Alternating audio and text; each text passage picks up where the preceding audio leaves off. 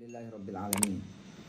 Makasih nih buat kawan-kawan dan keluarga besar saya di Jaket, keluarga lama, kawan-kawan lama yang dari awal mensupport bahkan Darul Quran yang hingga sekarang Darul Quran ada ini. Pahala kawan-kawan dan kebaikan kawan-kawan semua. Saya masih ingat 2008 lah awal-awal itu ya. Mas Wingki dan kawan-kawan, Mas Mono dan kawan-kawan, Mas Ilman dan kawan-kawan, Mas Hangga dan kawan-kawan, semuanya bahu-membahu kita memasarkan tahfiz, menggelorakan tahfiz, mendakwahkan tahfiz. Hingga hari ini tahfiz ada di mana-mana. Kayaknya kalau masjid nggak ada program tahfiz, nggak jadi masjid. Majelis nggak ada program tahfiz, nggak jadi majelis.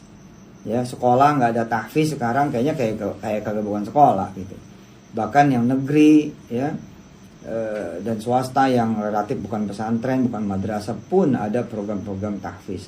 Dan sekarang ini tahfiz bahkan sudah mendunia. Dan saya kira ini pahalanya kawan-kawan Jaket juga insya Allah. Plus dakwah tentang sedekah.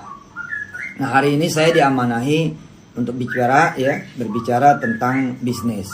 Makasih Pak Ketum Markos yang hari ini mengemban amanah sebagai ketua umum kita semua. Dan teriring doa untuk para pengurus yang hari ini, mudah-mudahan kawan-kawan Jaket semuanya ya bisa menjadi inspirasi, teladan, contoh sebagaimana dulu diniatkan untuk menginspirasi lahirnya pengusaha-pengusaha baru ya kan, bukan cuma di Jakarta tapi di seluruh Indonesia dan di dunia mancanegara. Di kesempatan kali ini saya ingin mengemukakan, ingin mengetengahkan, ingin kemudian menyampaikan satu tips ya, satu trik, satu strategi supaya kemudian hasil kerja teman-teman yang kerja, hasil usaha teman-teman yang usaha itu jauh melampaui barang dan produknya. Ya, jauh melampaui barang dan produknya. Sebutlah misalkan tukang nasi uduk. Tukang nasi uduk kalau laku semua misalkan dia dalam tanda petik cuman ngantongin 1 juta rupiah.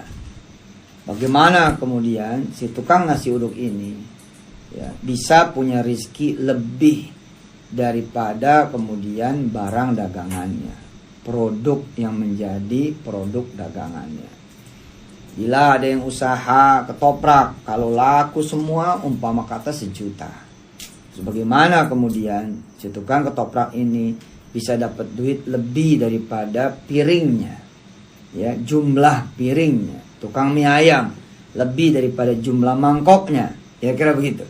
Ya, bila kawan-kawan usaha apa lah, gitu kan? Kita menghitung berapa sih modalnya. Berapa kemudian ditambah operasionalnya. Ditambah lagi dengan utang-utang dan angsuran serta bunga atau bagi hasil perbankan, konven atau syariah. Semua dihitung total, terus penjualan kita berapa? Terus untungnya berapa? Nah, bisa nggak sih gitu ya? Kita bisa punya penghasilan lebih daripada hitung-hitungan di atas kertas, modal, ya ditambah dengan operasional dan cost yang lain-lain. Kemudian dikurangi nanti dari keuntungan kita tuh berapa, itu lebih dari itu semua. Caranya gampang saudara-saudara yang dirahmati Allah, asli gampang. Caranya adalah jangan melihat barang dan produknya, lihatlah Allah yang tidak punya batasan dalam memiliki rizki dan membagikannya. Ini tips yang pertama. Saya ulangi. Saudara mau kerja dimanapun, oke? Kalau ngelihat gaji, stres, asli stres. Mau kerja dimanapun dah tuh, gajian aja stres, apalagi bagaimana cerita nggak gajian? Ada lembur aja stres, bagaimana lagi cerita nggak ada lembur? Ada pesangon aja stres, bagaimana lagi ceritanya? Undang-undang yang lagi pada rame ini benar apa kagak? Kita masih bawa kepada Allah Subhanahu Wa Taala. Ya kan, apa-apa yang kita gelisahkan, yang kita cemaskan, yang kita khawatirkan, yang kita takutkan, yang kita juga masih tidak ada pengetahuan, apalagi tidak ada kekuatan di dalamnya, saya selalu mengajarkan Allah dulu, Allah lagi, Allah terus. Jangan ngomel dulu, ngomel lagi, ngomel terus. Jangan kemudian kita pusing dulu, pusing lagi, pusing terus. Cemas dulu, cemas lagi, cemas terus. Ya kapan? Justru karena kita orang kecil nggak boleh cemas. Harus kita merapat kepada Allah Subhanahu wa taala. Kalau kita orang kecil ditambah dengan kepusingan kita sendiri, ditambah lagi dengan kepusingan negara yang jadi kepusingan kita orang kecil, kan makin kacau. Makanya makin kecil dia harus makin bersandar kepada yang maha besar. Oke, saya ulangi kajian kita pada malam hari ini. Saya diamanahkan untuk mengajar sesi bisnis. Malam hari ini di kajian mingguan Forum Jaket, organisasi Jaket yang merupakan organisasi yang banyak sekali kebaikannya buat Darul Quran. Dalam kesempatan ini, buat yang baru mengikuti, saya memberikan tips, trik, strategi, cara yang jitu supaya kemudian penghasilan kita semua jauh di atas hasil dari pekerjaan dan usaha kita. Mau kita kerja dimanapun, umumnya penghasilan kita jauh di atas ya pengeluaran kita, jauh di bawah pengeluaran kita, pengeluaran kita itu selalu jauh lebih besar daripada pemasukan kita. Ketika kita menjadi pengusaha, kita pun tahu gitu loh, betapa kemudian menjadi pengusaha itu jihad bos, jihad asli, jihad. Istilahnya kalau karyawan ngurusin palanya dia doang, tapi ketika pengusaha ada berapa orang yang ikut sama dia? Allahu Akbar. Udah gitu nggak cukup pala orang yang ikut sama dia, tapi pala siapa yang ikut sama pala yang ikut sama dia. Itu saya bilang sama teman-teman, udahlah. Kalau mau jihad yang real di urusan ekonomi, jadi pengusaha. Saudara baru tahu betapa memang urusan yang satu ini membutuhkan perjuangan yang luar biasa. Terus bagaimana seorang pekerja bisa dapat hasil kerjaan yang lebih daripada gajinya? Lalu seorang pengusaha bisa dapat hasil yang lebih gede daripada usahanya. Gampang.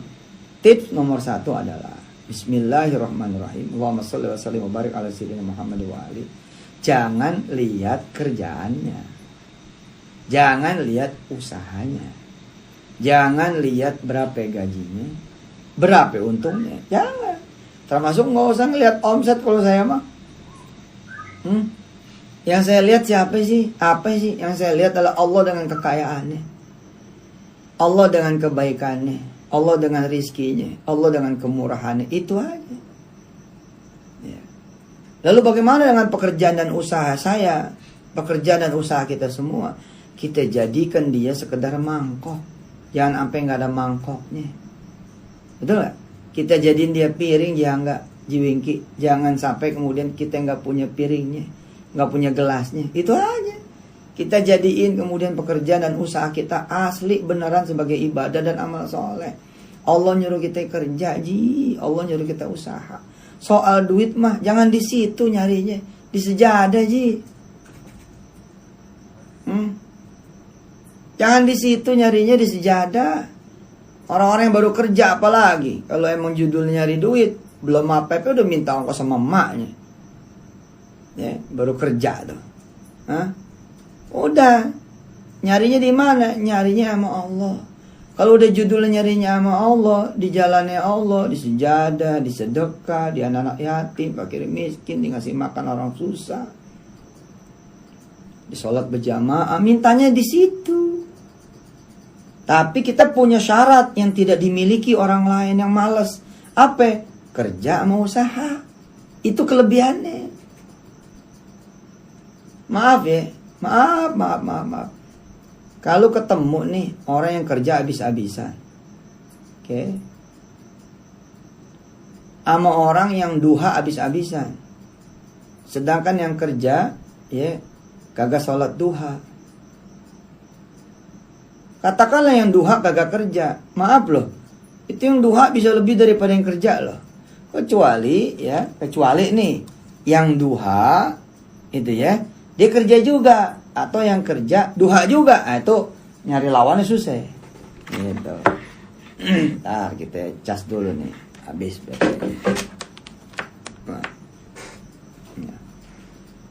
Jadi saudara-saudara yang dirahmati Allah, Allahumma sholli wa sallim wa barik alaihi wa ala alihi ya. Oke, kita lanjut ya.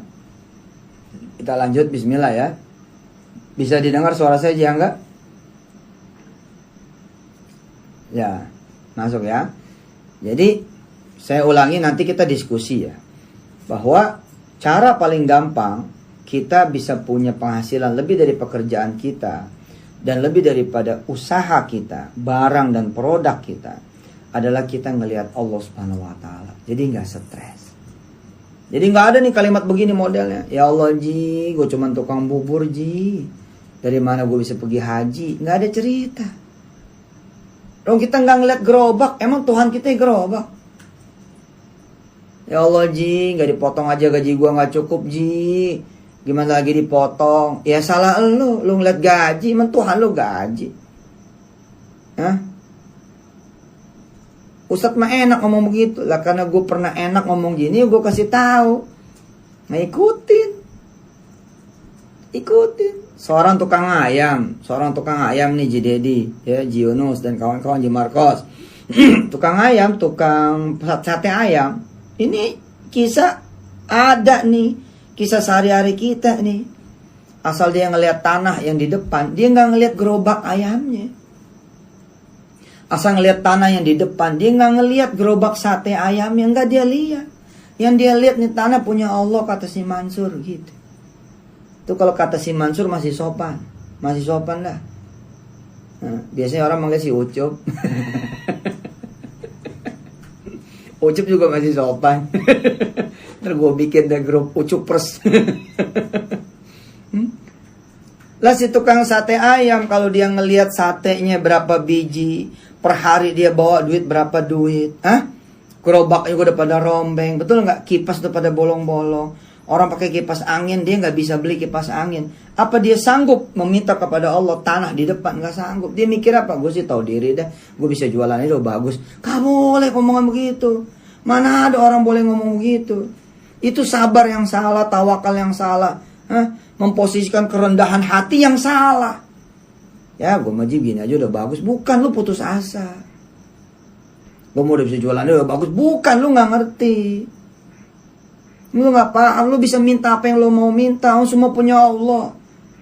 Lu lihat apa? Lu lihat omset lu ya Pak Ustadz lah. Omset kita 200.000 sehari Pak Ustadz. Lah emang kalau omset 200.000 sehari Allah gak boleh ngasih tanah sama ente apa? Orang tanah punya dia kok. Emang harus kita beli tahu tanah? Enggak harus kan? Nah si tukang sate ngejalanin, nyarinya sama Allah. Nyarinya bersama Allah. Cuman saya bilang tadi, kita sebagai pekerja dan kita sebagai pengusaha, kita udah menang syarat. Gitu loh. Dibanding para pengangguran atau yang males. Apa persyaratannya? Allah nyuruh kita kerja. Wa qul i'malu gitu kan. Ayo lo kerja dong semua kata Allah. Kalian kerja dong. Fasayarullahu a'malakum. Aku akan ngelihat kerjaan kamu semua. Kayak orang tua, kata orang tua apa? Yang penting lu usaha, ntar main nambahin. Gitu. Paham tuh omongan. Asik gak tuh? Hah? Ya lu adanya berapa? Kata emak gitu. Nah lu aja gak mau patungan, gua lagi suruh patungin sama lu. Abang-abang lu lagi suruh patungan. Lu enak-enak aja jajan-jajan gitu kan. Tapi ketika orang tua ngelihat dia ada usahanya apa? Betul gak? Abang-abangnya lihat dia prihatin tiap hari nabung. Abang-abangnya juga tahu dia nabung kayak apa juga gak bakal cukup. Orang tuanya juga tahu nih anak prihatin kayak apa juga gak bakal cukup. Sumber rezekinya dari dia dengan izin Allah. Makanya ada omongan. Yang penting lo ada usaha. Ntar emak sama abang-abang lo nambahin. Nah Allah lebih berhak atas omongan itu kan. Kangen saya ngajar di jaket nih. Begini-begini nih kajian tauhid nih. Bener loh. Masya Allah. Allah. Siap Ji Yunus Yusuf. Ji Yunus Yusuf Mansur. Namanya komplit. Jadi kawan-kawan yang dirahmati Allah ya. Dengan kita memandang kepada Allah yang maha besar, maha kuasa, maha hebat, maha kaya, maha punya, dan maha pemurah dalam membagi rizkinya, kita nggak kecil hati. Nggak kecil hati. Belum lama saya ketemu kawan ya, yang Masya Allah lah, saya tuh kekayaan saya ini kan cerita-cerita dari jamaah ya. Jadi kalau dengar cerita jamaah tuh, waduh, kita lompat-lompat deh hidup bener. Jadi ada orang 2 tahun jadi penjaga toilet. Kemudian 3 bulan tidur di jembatan penyeberangan, di kolong jembatan penyeberangan Tamrin. Tapi karena dia sungguh-sungguh mencari kekayaan di jalan Allah, ya, dalam tempo kurang dari 3-4 tahun itu ya, menjadi seorang pengusaha yang hitungannya bukan receh. Asetnya aja ketika saya undang kemarinan ke MNC TV, itu asetnya kurang lebih ada 200-300 miliar. Dalam bentuk ikan arwana. Ikan arwananya itu ada yang 1 miliar. Yang murah-murah itu 40 juta. Dan dia jadi salah satu pemain ikan arwana terbesar sekarang di Indonesia. Mungkin teman-teman ada yang kenal, namanya Yonan. Dahsyat Pak, dahsyat. Nah, orang-orang seperti dia punya ciri khas banget dah. Yang dia lihat apa? Impiannya. Itu yang dilihat. Impiannya yang dilihat. Nggak pernah ngelihat kesusahannya, nggak pernah ngelihat rintangannya, nggak pernah ngelihat hambatannya, nggak ada. Yang dia pikirin gimana nyenengin istrinya, gimana nyenengin kemudian emaknya. Hah? Bahwa hidup prihatin, ya memang itu lelakunya itu. Tapi kan hidup prihatinnya bukan kepasrahan bos, tapi pilihan kita untuk prihatin kan gitu. Kita memprihatinkan diri, makanya kan kita mati-mati bangun malam apa? Ya memprihatinkan diri kan, jangan sampai udah Allah lihat kita enak-enakan tidur. Nah, di tips pertama ini, dan saya berharap saya masih diizinkan sama senior-senior jaket untuk menyapa lagi malam Rebo kapan gitu ya, insya Allah gitu. Ini tips yang pertama dulu lah. Oh ini EU malah ya. Oh iya bener-bener ini EU ya, lebih luas lagi bener. Bener-bener. Iya Eropa United ya, lupa gua. Bukan Uni Eropa, Eropa Uni. Iya ini EU Masya Allah. Ya, jadi ini tips pertama, jangan lu lihat keadaan lu lihat Allah. Jangan lu lihat dagangan lu lihat Allah. Jangan lu lihat utang lu lihat Allah. Jangan lu lihat segala peraturan orang, lu lihat peraturan Allah aja dah. Kita suka sibuk sama peraturan orang yang ngatur-ngatur kita. Kata Allah apa? Lah aku punya peraturan gak pernah kamu abaikan, gak pernah kamu lakukan. Giliran aku bikin sulit dengan peraturan orang, kamu teriak-teriak. Siapa yang lebih harus teriak? Aku atau mereka? Aku atau kamu, kata Allah. Benar loh, kita melupakan hak Allah, lalu Allah membuat orang melupakan hak kita. Coba bayangin tuh. Ini kalimat sadis loh. Ngeri nih. Jika kita melupakan hak-haknya Allah, mudah bagi Allah membuat orang melupakan hak-haknya kita. Bahkan membuat orang melupakan kita. Bukan cuma hak kita, kita dilupain sama orang. La ilaha illallah. Sebab apa? Kita lupa sama Allah. Nah, di tips pertama habis ini saya buka dialog gitu ya. Pokoknya jangan kecil hati. Makanya saya emang gak ada urusan dengan gak ada kerjaan, gak ada urusan. Gak ada barang dagangan Pak Ustadz, nggak apa-apa. Emang nyarinya di situ kan Allah cuma bilang yang penting lo kerja gitu. Terus kita nanya mau kerja apaan? Bos mau kerja apaan? Mau kerja apaan mah apaan aja. Lo benerin genteng orang gue kerjaan. Ya? Bersihin musola orang nggak? Musola di kampung orang itu kerjaan. Kerjaan mah banyak, lo aja yang nggak mau. Emang mesti linear kerjaan, gitu loh. Mesti linear kan kagak Ji. Allah mah cuma pengen lihat lu bangun nggak, lu gerak nggak, itu aja. Apa bisa kita nggak punya dagangan tapi punya duit 1 miliar? Jangan 1 miliar Ji, 10 miliar aja insya Allah. Apa iya kita ini nggak ada kerjaan tapi bisa ngasih emak kita duit? Lah emang apa? Emang wajib ya? Wajib ya orang punya duit? Harus benar-benar kerjaan yang ada gajinya gitu? Enggak Ji. Kerjaan kita cuma mengutin sampah aja, mengutin sampah di kampung. Kita demenin aja tuh hati. Rupanya itu yang menjadi cikal bakal kita menjadi pemulung raksasa. Sampai yang punya pabrik minjem 2-3 miliar sama kita. Itu cerita teman saya juga tuh, ya enggak? Ada yang ceritanya begitu. Jadi kerjaannya tuh demen aja ngumpulin sampah. Demen ngumpulin sampah. Coba. Kita demen buang sampah. Ini ada orang demen ngumpulin sampah. Kita kalau habis nyapu, orang nyampah, marah-marah. Dia malah nanyain, ada sampah nggak? Gitu. Ternyata tanpa dia sadari, itulah yang kemudian membuka dia punya rezeki. Besok, Ji, banyak cerita lah. Pabrik-pabrik minjem duit cash sama pemulung pabriknya kan. Banyak itu cerita begitu. Jadi jangan khawatir teman-teman. Selama masih ada Allah dan Allah pasti ada terus. Dialah ya Hayyu ya Qayyum. Maka nggak apa ya, nggak boleh ada kekhawatiran apapun, nggak boleh. Ini tips yang pertama. Nanti kapan yang kedua, saya justru ingin teman-teman itu ngasihin nambah beban. Gitu. Nanti pertemuan kedua ingetin Jangga ya, dicatat. Nanti janji itu pertemuan kedua ngomong tentang nambahin beban gitu.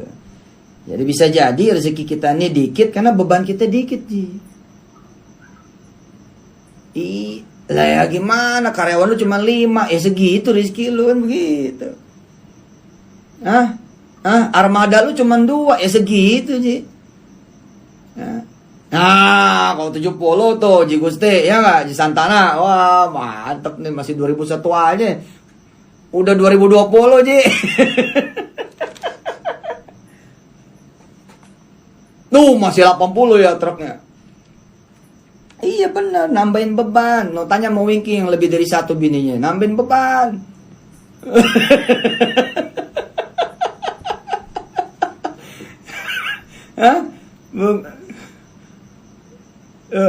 Gitu ya.